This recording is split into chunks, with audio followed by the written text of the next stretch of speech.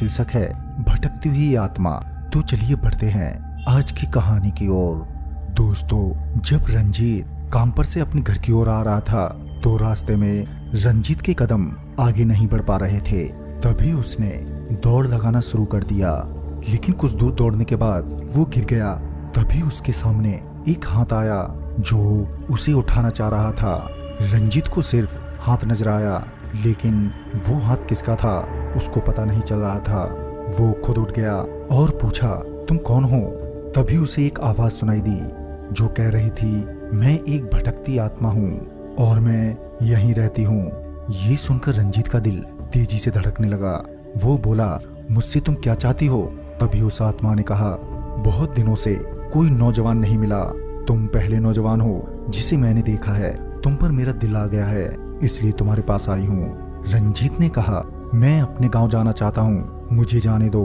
आत्मा ने कहा, पल दो पल रुक जाओ फिर चले जाना। रंजीत पूरी तरह से हाँप रहा था, उसकी आवाज भी नहीं निकल पा रही थी। तभी उसने कहा, नहीं, मुझे जल्दी से घर जाना है, मुझे जाने दो। इस पर आत्मा ने कहा, बहुत थक गए हो, कुछ खा पी लो फिर चले जाना।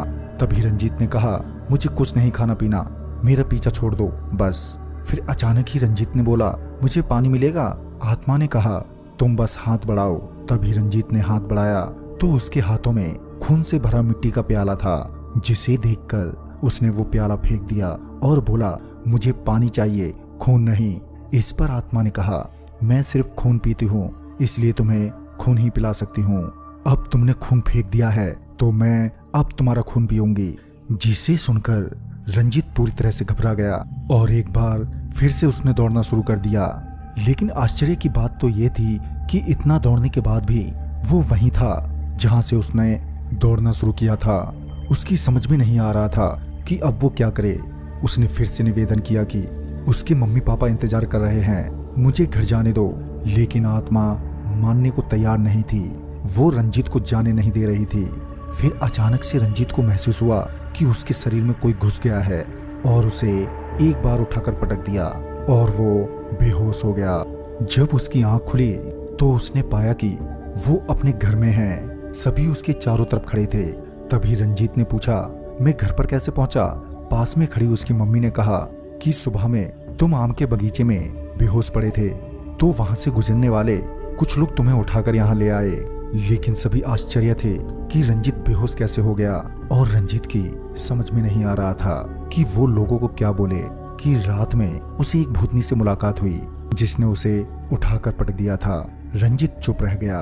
2 दिनों तक वो आराम करता रहा, लेकिन रात की घटना याद आते ही उसका शरीर ठंडा हो जाता था। फिर वो समय आ गया जब उसे एक लड़की को देखने जाना था। जब वो लड़की देखकर घर लौट रहा था कि फिर से रात हो गई और एक बार फिर भूतनी ने उसका रास्ता रोक दिया और बोली कि आज तुम्हें नहीं जाने दूंगी। तभी रंजीत ने बताया कि उसकी शादी तय हो गई है, मुझे जाने दो। इस पर भूतनी ने कहा कि मेरी भी शादी नहीं हुई है, मैं भी शादी करना चाहती हूँ, और कहा कि मैं सिर्फ तुमसे ही शादी करूंगी। इस पर रंजीत ने कहा कि तुम एक आत्मा हो और मैं एक इंसान, भला इंसान की शादी एक आत्मा के साथ कैसे हो सकती है?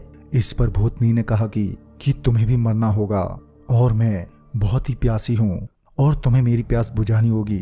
रंजीत के बार बार निवेदन करने पर भी वो आत्मा नहीं मानी और रंजीत को पटकने लगी। इधर घर ना पहुंचने पर उसके घर वाले बेहद चिंतित हो गए और उसे ढूंढने के लिए बगीचे की तरफ बढ़ गए, जहां रंजीत को नीचे गिरा देखकर सभी लोग घबरा गए।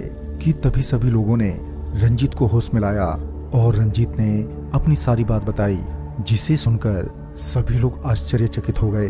वो सभी भूतनी को देखना चाहते थे, मगर वो कहीं भी दिखाई नहीं दे रही थी। तभी गांव में ही रहने वाले एक आदमी ने जोश में आकर बोल दिया कि भूतनी जैसा कुछ नहीं होता और ये सब मन का वहम होता है।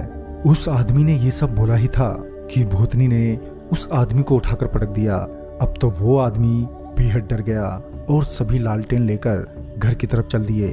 रातों रात सभी को पता चल गया कि आम के बगीचे में एक भूतनी रहती है। तभी सभी लोगों ने भूतनी को भगाने के लिए पूजा पाठ शुरू कर दिया और अंत में रंजीत को ये विश्वास दिला दिया कि भूतनी यहाँ से चली गई है।